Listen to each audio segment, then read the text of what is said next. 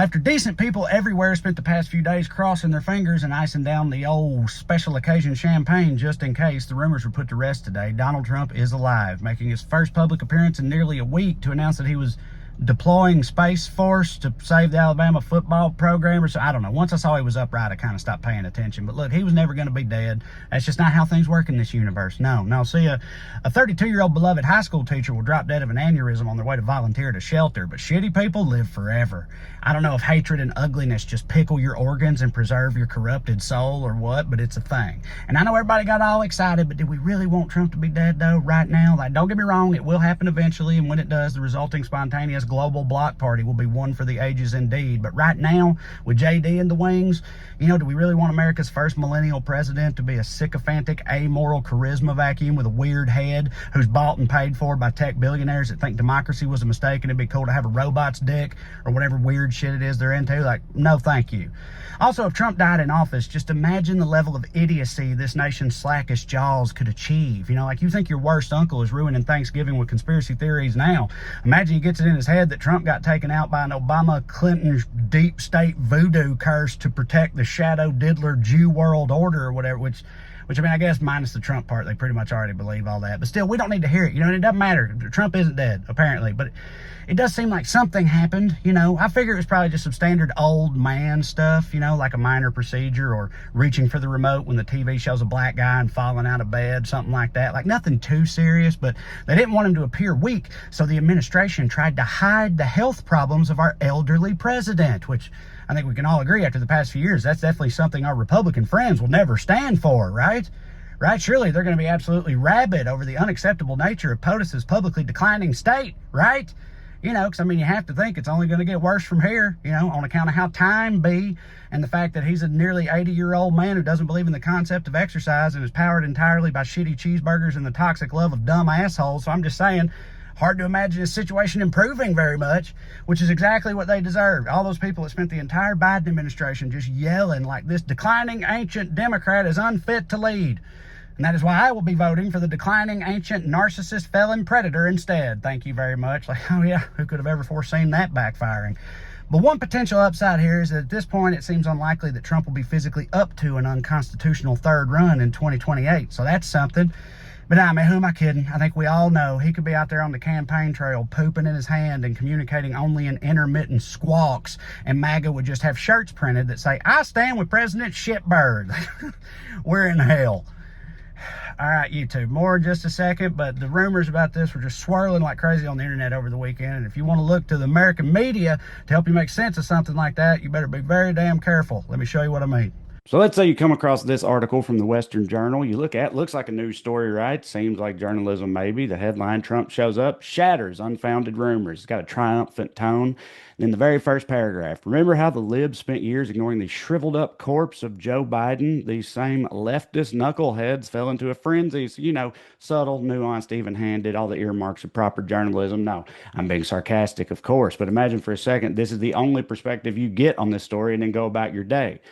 You'd feel a certain way, but with the Ground News Chrome extension here, you can click through the full coverage and you can get the broader picture. You see all the coverage together in one place. If you use Ground News to sort by bias, you look at other right-leaning outlets, you get a tone of reassurance, right? See, this headline puts disappearance in quotes. This one says Trump defiantly addresses health speculation. Quote, never felt better in my life. So see, they're getting across, the president's fine. He's fine. Everything's okay. On the left, most of them are playing it safe so far, but some of them are leaning into it. First photo of Trump goes viral and everyone is saying the same thing. Little clickbaity. You click it and what the people are saying is, oh, he looks terrible. This is dubious. Something's going on. So they're flirting with the sort of rumors aspect. And then down here at the bottom, where's Felon 47? You can see like the left's equivalent of that first article we started with. But that's the thing with Ground News. You get the big picture. You get all the headlines together. You can compare them yourself. You can draw your own conclusions. And Ground News gives you all the tools you need to be able to do that. You can see before you ever click an article, they show you the factuality rating. They show you the bias of the outlet. They show you where the money comes from, the ownership, right? Ground News helps you to stay as informed as possible in an era where that is becoming increasingly difficult to do.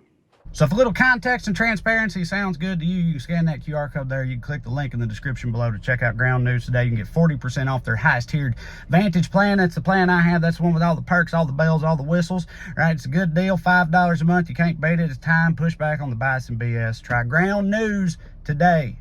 All right, YouTube, man, we're back. You know, speaking of the media, I have to assume that surely the American media, with the amount of integrity that we all know that they have, they'll be from this point forward focused non-stop on the ever-evolving state of Donald Trump's health and mental state, right?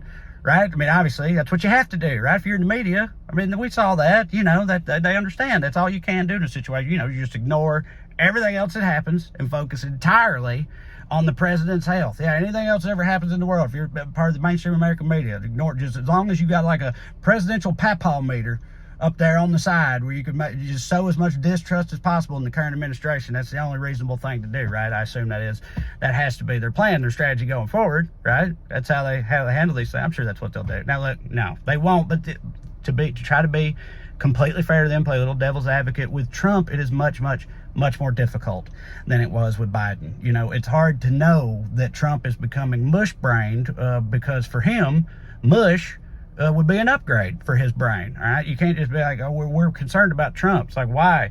Oh, you didn't hear he said a bunch of rambling, nonsensical, insane bullshit in public today. It's like, oh, so it's one of his good days then. Like, this dude's been a crazy asshole for as long as anybody can remember, and that makes it a lot harder to gauge mental aptitude, right? Not that he has any to begin with, but I'm saying I will give them that. Yeah, I don't know. I never believed that anything serious was going on with Trump just because, again, we can't have nice things. But there were some people who took it pretty far in the other direction, too. Some people on the internet, and I think they were mostly kidding around, but they dared to be optimistic. They're like, guys, imagine this. Imagine we have a reverse Fetterman situation. Okay, let's say it's a stroke. He's old. He's at risk. Could have been a stroke, right? Well, not all strokes are created equal. Imagine this stroke is like some Christmas ghost for Ebenezer Scrooge, but for Trump, right? It's like it turns him good. He has a stroke and it just destroys the asshole part of it, the dumb asshole part of his brain. And instead he shows up at the next press conference. He's like, gay people are cool, man. Poor people should be allowed to live. I think that's fine. Everybody needs to just chill. Israel, cut your shit. We ain't giving you no more. Like, yeah, imagine he had a stroke that just turned him into like a good president all of a sudden. And I was like, I like where your head's at, but I don't see that happening. And it seems today, after we get our first glimpse of him, I don't think that's the case. I said the Alabama football thing because he was singing Tommy Tuberville's praises and then said, yeah, but Alabama lost this week. I know you're not happy about that. Tommy Tuberville coached Auburn, who hates Alabama. That's their biggest rival. So I'm saying if Joe Biden had made an error like that, everyone would have picked it up immediately. Like, look how dumb this old papaw dipshit is.